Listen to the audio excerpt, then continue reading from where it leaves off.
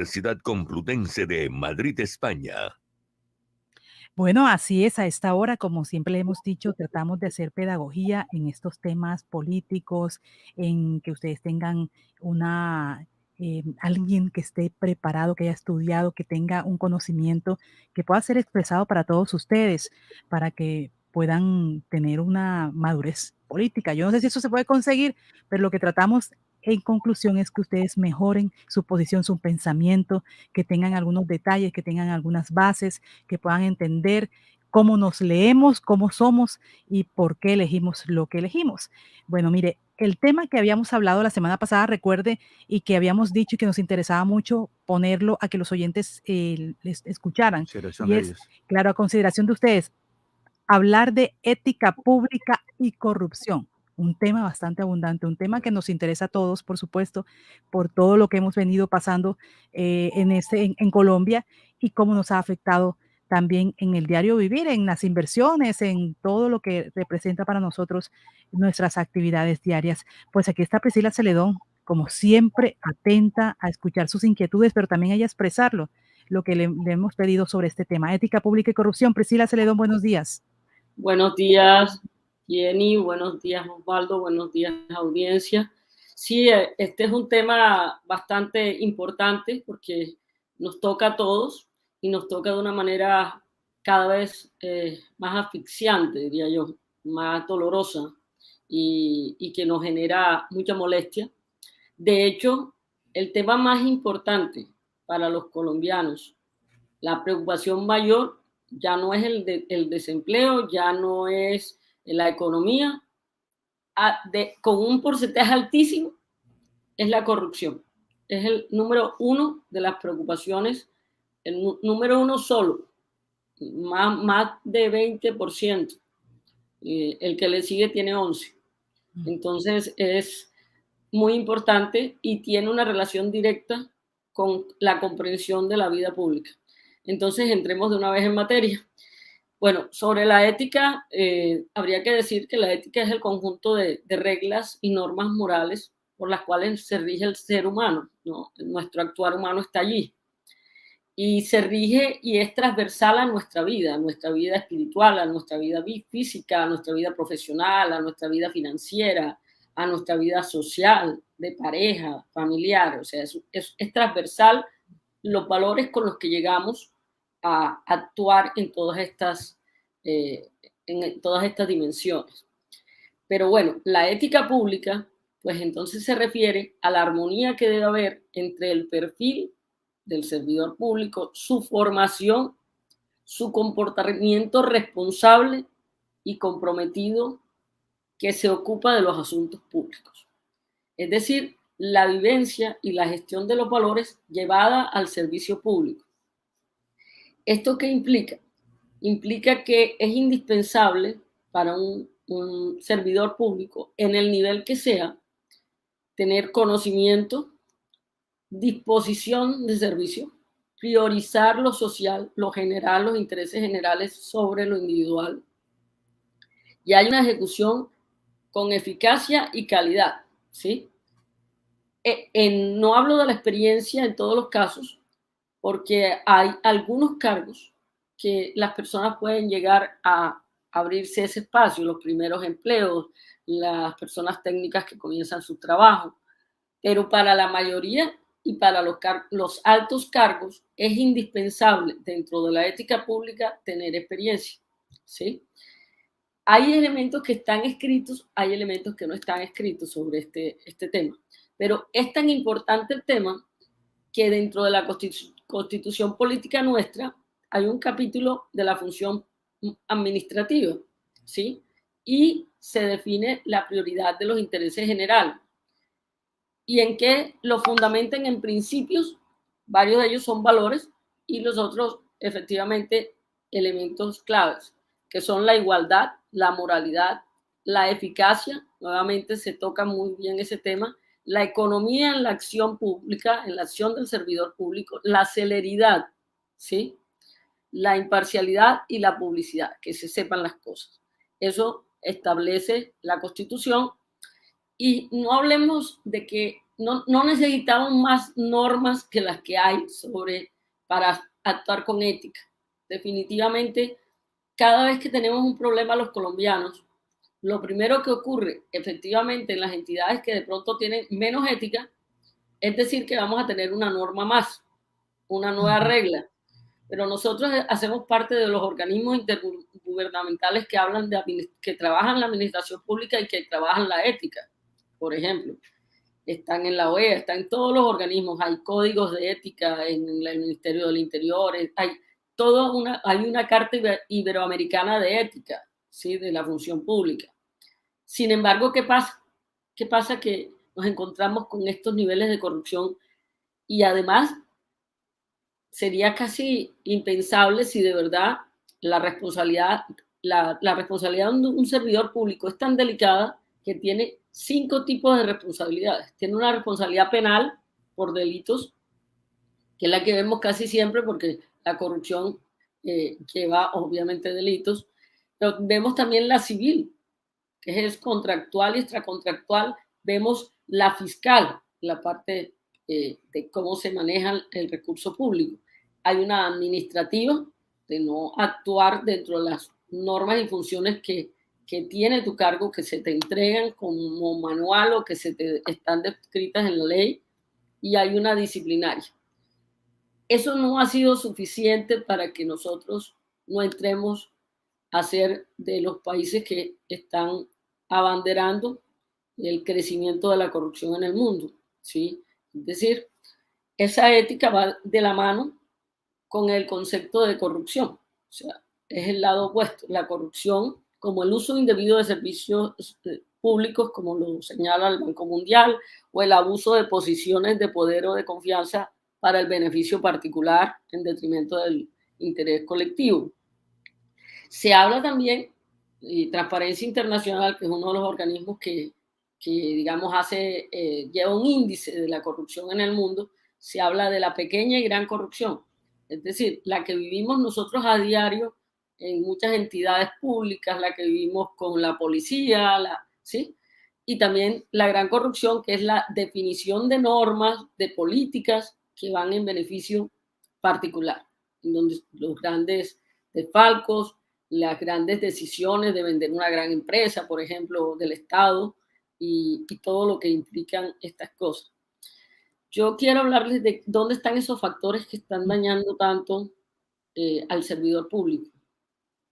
Como que además el servidor público es el concepto de la burocracia, es decir, era una forma en que la clase media llegaba a los cargos, ya no era solamente una clase dirigente, sino llegaba a los cargos para servir a los demás y además para tener un espacio de empleo importante, ¿sí? Pero eso se ha tergiversado muchísimo. Yo digo que el primer factor, y así está en muchos documentos, el primer factor para nosotros es el demasiado poder en un solo grupo. Es que la separación de poderes no es solamente algo que estudiar en la escuela, ¿sí? La separación de poderes viene de la época de Montesquieu, hace varios siglos, e implicaba, el concepto que planteó él, implicaba que el poder detenga al poder. Esto es bien importante.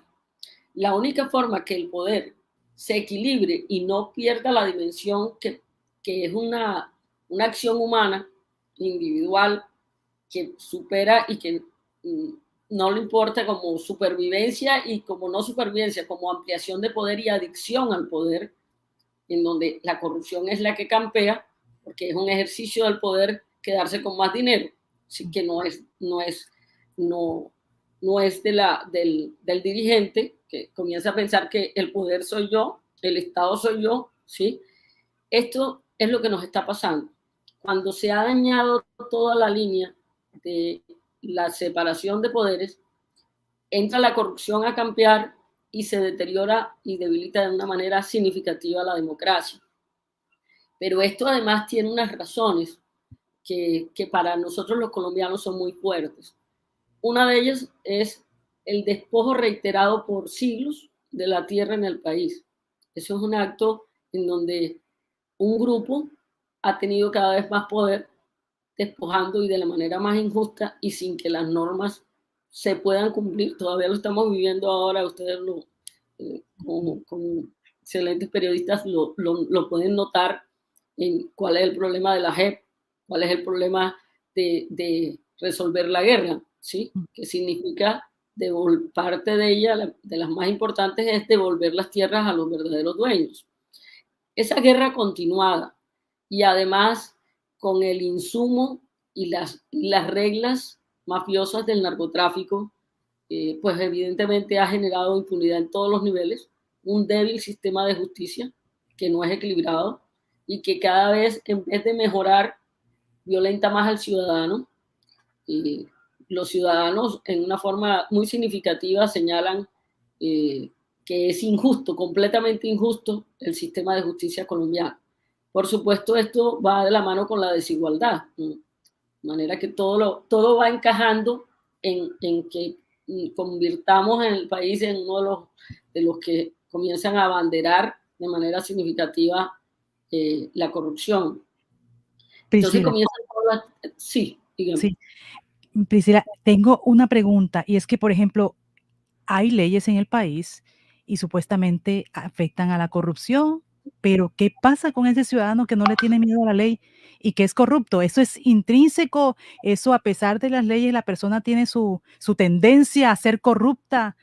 ¿Qué se analiza de la persona en sí? Y reincide, Jenny, Exactamente. en un acto de corrupción cuando usted lo ve en otro carrusel de la corrupción y pareciera que el gobierno ni viera ni se diera cuenta que es la misma persona realizando exactamente lo mismo. Pero también hablo de esa parte, de la parte en que somos nosotros, o sea, que tenemos esa parte interna de corrupción que a pesar de que hay leyes, hay personas que no le importa No tiene y temor. que no tiene temor.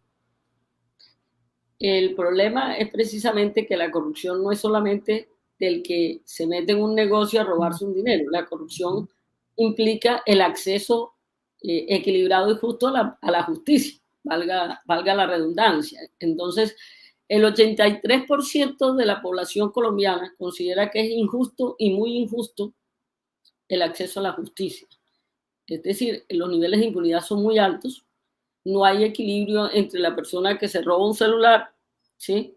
Que por supuesto está mal, al que se roba 1.000 millones, ¿sí? Entonces, no se castiga, o sea, el colombiano sabe y siente y lo ve todos los días que no se castiga a los culpables, sino acorde con quiénes son. El 64% de la población lo tiene claro, ¿sí? Entonces, esa es la respuesta. No importa las normas, sino quién las ponen en práctica, quiénes las aplican. Y si las aplican con injusticia o no las aplican para ciertos grupos de la población, por supuesto no hay justicia. Y donde no hay justicia, ya se rompió la separación de poderes, ¿sí? Porque hay un grupo poderoso que está controlando la justicia, ¿sí? O la está controlando para manipularla o la está manejando de manera de dejarla a la buena de Dios, ¿sí? De manera que esto es una situación bastante crítica. Ya les digo, ya se convirtió en la principal preocupación de los colombianos. Los colombianos ya no les está importando qué tan democráticos somos si les resolvemos este tipo de problemas. O sea, eso es supremamente delicado porque ya no importa que venga un gobierno fuerte que haga lo que tenga que hacer, pero que resuelva la corrupción, que resuelva la desigualdad, que resuelva la economía, ¿sí? Ahí es como si nos hubieran llevado allá, ¿sí? Exacto, Priscila, pero también, por ejemplo, ese ciudadano que no tiene acceso al poder o a la justicia, que también es corrupto, que también no le importa, que ya perdió también como, si este es corrupto, ¿por qué no lo puedo hacer yo en el momento en que puedo hacerlo? Entonces hay también como que trabajar esa parte.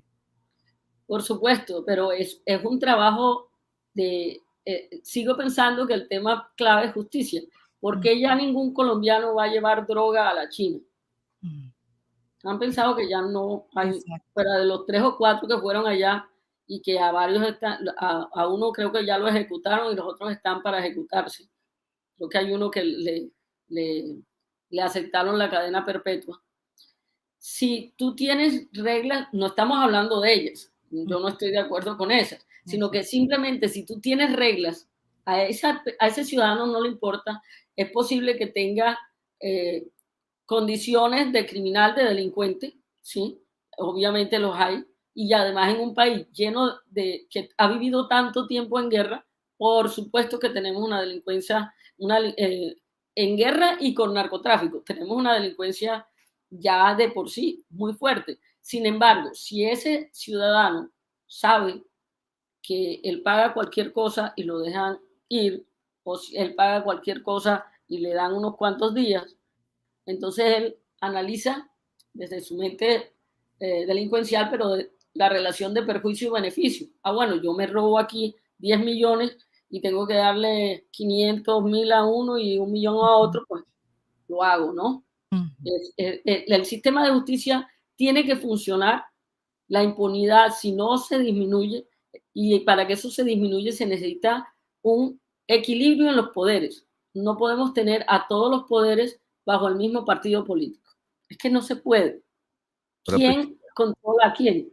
¿Sí? Sí, claro, doctora Priscila Celedón. Acá me escribe un oyente, me dice, pregúntele a la doctora Priscila Celedón, la mayoría de los casos que se han denunciado de hechos de corrupción en el país lo han hecho los medios de información, los medios de comunicación. Sin embargo, hay una nueva ley que condena por injuria y calumnia si usted, si el afectado es un servidor público. Entonces, ¿cómo analiza usted esa situación? Evidentemente se han sentido tocados porque es que la democracia digital ya hace que todas las cosas se conozcan, ¿sí? Que el trabajo bien hecho de periodistas sea respaldado, ¿sí? Entonces, todavía no es ley, gracias a Dios, y se está, entiendo que hay un gran debate porque eso sería completamente ilegal y además es una forma de asegurar que no los toquen. ¿Sí? Que no toquen a los que están haciendo lo mal, que no toquen, que no puedan ponerle la lupa y el seguimiento como debe ser. Y eso iría en contra de muchos elementos. De manera que esa es otra forma en que la corrupción quiere Blindarse, consolidar. Sí, blindarse, así es. exacto. Doctora Priscila Celedón, una pregunta que me hace un oyente, José Matías Reyes, me dice, ¿cómo se puede identificar líderes barriales y gestores sociales éticos, quienes mañana serán nuestros dirigentes? Yo pienso que la familia y la escuela tienen que hacerlo bien, ¿sí? Sin embargo, no es solamente que lo hagan bien, sino que sientan que el Estado cumple a nivel de justicia social y de justicia de todo el sistema judicial, ¿sí? Si no tenemos estos elementos, si no confiamos sino en el 5% entre el 5 y 10% en el Congreso, si la presidencia está absolutamente maltratada, ¿sí? La dignidad de los cargos ha sido vulnerada, pues es extremadamente difícil que haya una coherencia para el niño, para el adolescente, entre lo que le están diciendo que se debe ser y lo que él está viendo en la calle. Al punto que los puntos el ascenso social eh, está dándose a través de la política y no del empresariado. O sea, estamos hablando de emprendedores, pero realmente el espacio en donde se quiere ascender casi siempre es el político porque es más rápido en la posibilidad de obtener recursos, la posibilidad de cambiar de estrato social, ¿sí? Mire, le preguntan, doctora Priscila Celedón, en las pasadas elecciones de los consejos de juventudes, nos pregunta acá un oyente al 318-632-4523, hubo denuncias de casos de jóvenes que se ofrecían, por lo menos sus acompañantes o los quienes la apoyan, 25,000 y 30,000 pesos, siendo cargos que no son remunerados. ¿Por qué se ofrecen estas dádivas en estos casos de corrupción? Y esto que uno esperaría que sea un cambio por los jóvenes que han estado protestando por las inveteradas costumbres de los políticos tradicionales, también están pagando de 25,000 a 30,000 pesos en cargos que no Trasteo son de remunerados. votos, como si fuese también otro proceso electoral normal. Total, porque no se ha podido vivir, bueno, hay lugares que entiendo que han hecho un trabajo importante, por ejemplo, al parecer en Sucre ha sido el abanderado en la votación de juventudes y eso va de la mano en que hay un programa grande que se llama Sucre Escucha, que es con juventudes. Entonces, posiblemente y casi seguro, eso ha generado las condiciones para que pueda darse un proceso diferente. Cuando realmente se cambian las normas, se promueven elementos, pero no se han cambiado los elementos de cultura política, pues se van a repetir las conductas que conocemos en los otros niveles y realmente las van a permear. Ese es el problema de la corrupción. Y además, hay uno de los documentos de transparencia internacional más importantes de los últimos años, que ellos sacan documentos sobre temas específicos, y el que ponen sobre donde Colombia queda en dos posiciones que a mí me han parecido supremamente dolorosas a nivel de corrupción. Pero la primera es la compra de votos, que pone en peligro la integridad política. O sea, generar es una amenaza que los jóvenes sanos lleguen a la política. ¿Sí me explico?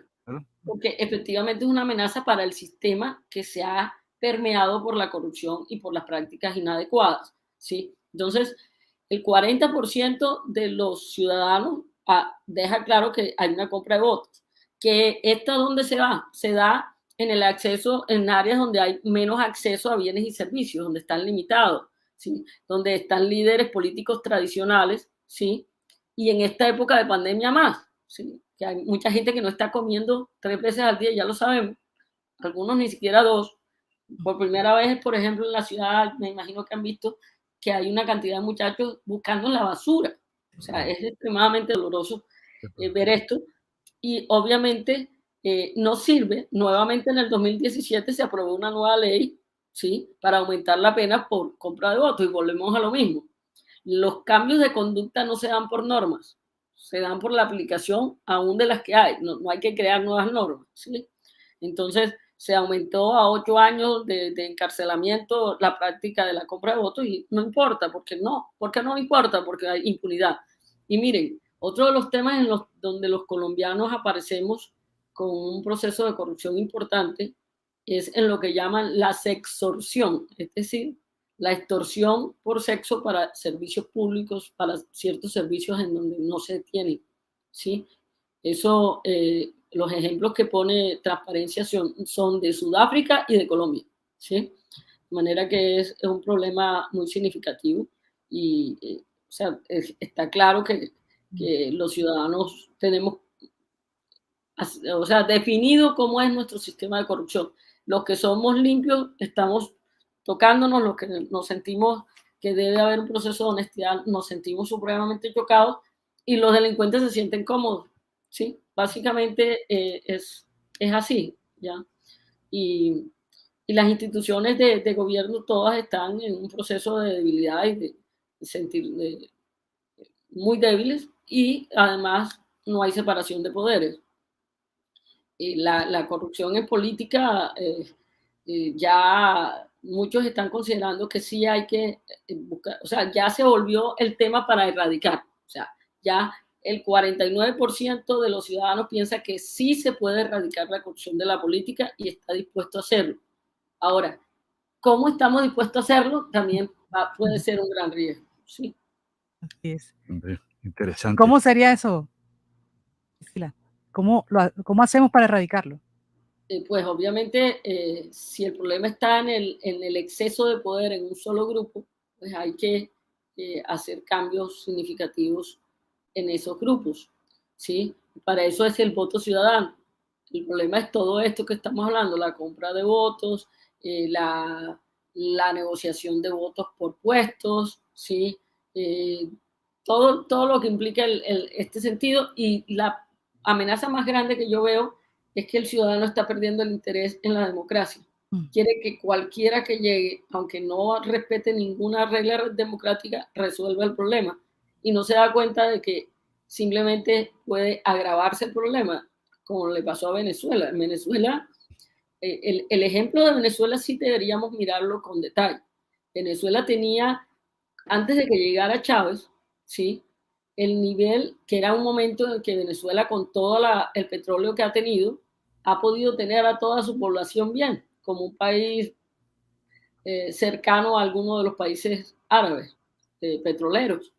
Sin embargo, eso no pasó. los petrodólares quedaban en un solo grupo, cada vez más poderoso, que no permeaba y generaba condiciones de mayor igualdad.